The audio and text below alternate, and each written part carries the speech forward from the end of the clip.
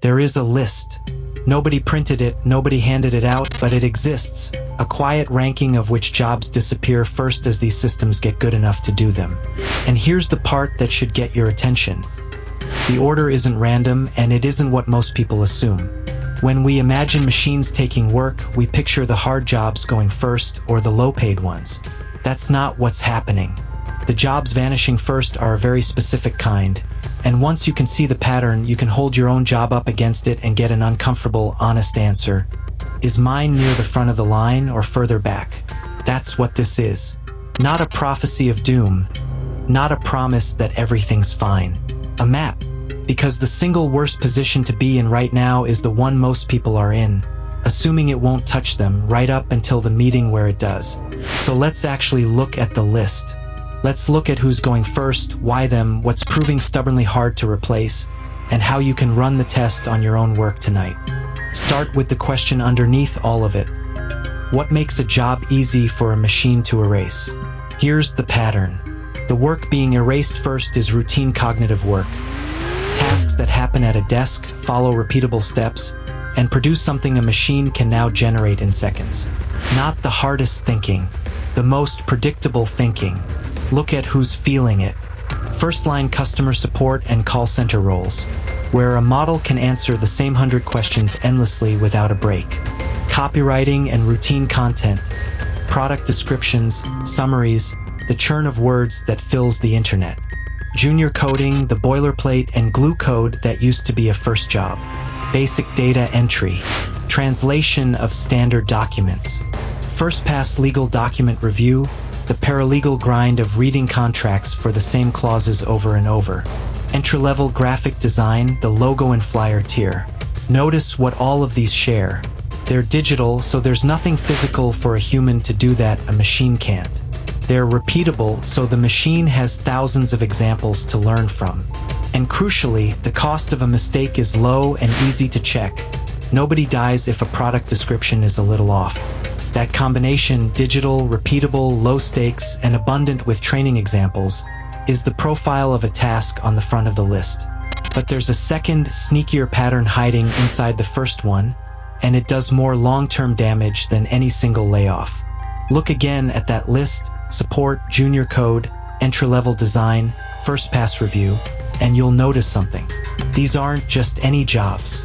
They're the entry-level jobs. They're the bottom rung of the ladder. For decades, that rung is how careers actually worked. You started by doing the simple, repetitive version of the work, you made your mistakes where they were cheap, and over a few years you climbed into judgment, into seniority, into the roles that are genuinely hard to automate. Now picture that ladder with the bottom rung sawed off. The senior people are fine for now, but the 22-year-old who would have become them has nowhere to start. Companies are quietly discovering they can hand the junior work to a model and keep only their experienced staff. It looks efficient this quarter. But here's the part that should unsettle you. Those seniors don't regenerate. Every experienced professional alive today was once a beginner doing the boring version of the job. Erase the beginner's job and you don't just fire one person. You break the machine that manufactures tomorrow's experts. We are, in a very real sense, eating our seed corn. And the strangest thing is how the companies themselves describe what they're doing.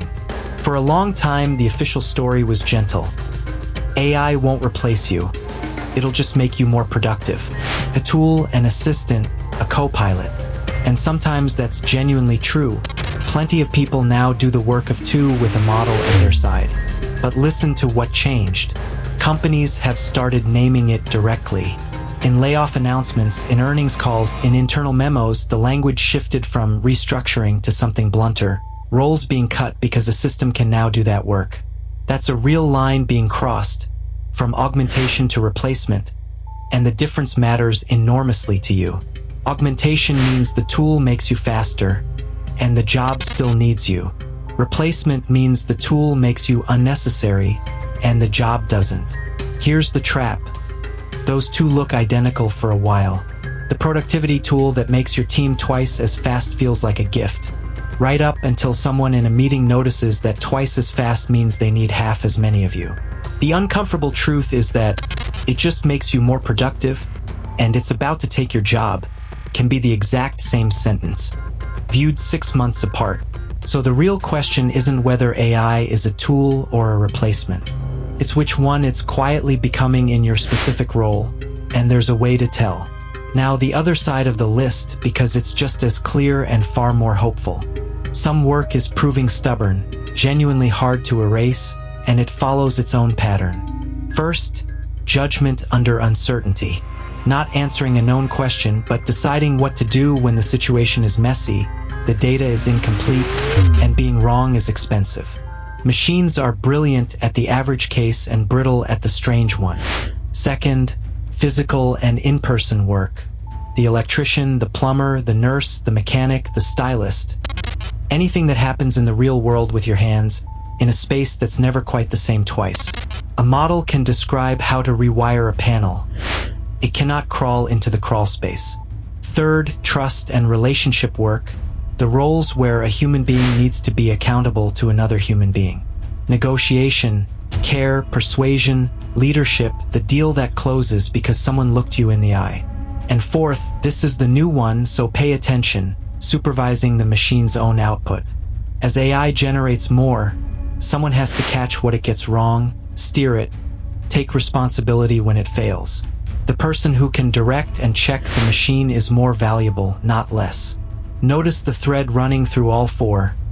They need judgment, a body, trust, or accountability, the things that don't reduce to a repeatable digital task. Which finally gives you something you can actually do with all this. So here's the audit, and you can run it tonight on your own job, honestly. Take your actual week and break it into tasks. Not your job title, titles hide everything, but the real, specific things you spend hours doing. Then hold each task up to 2 questions. 1. Is this task mostly digital, repeatable, and low stakes with a right answer that's easy to check? The more yes, the closer that task sits to the front of the list. 2. Does this task lean on judgment in a mess, on being physically present, on someone trusting me personally, or on me supervising and correcting a machine's work? The more yes there, the more durable it is. Now be brutally honest about the ratio. If most of your week is the first kind of task, that's not a reason to panic. It's a reason to start moving deliberately toward the second kind while you still have time and a paycheck to do it on your terms.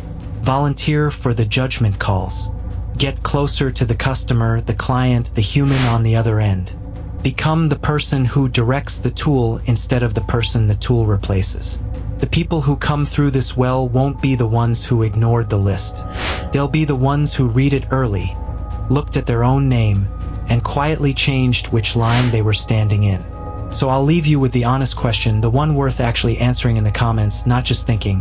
When you break your own job into tasks and hold them up to the light, how much of your week is on the front of that list? And what's the one task you'd move toward first?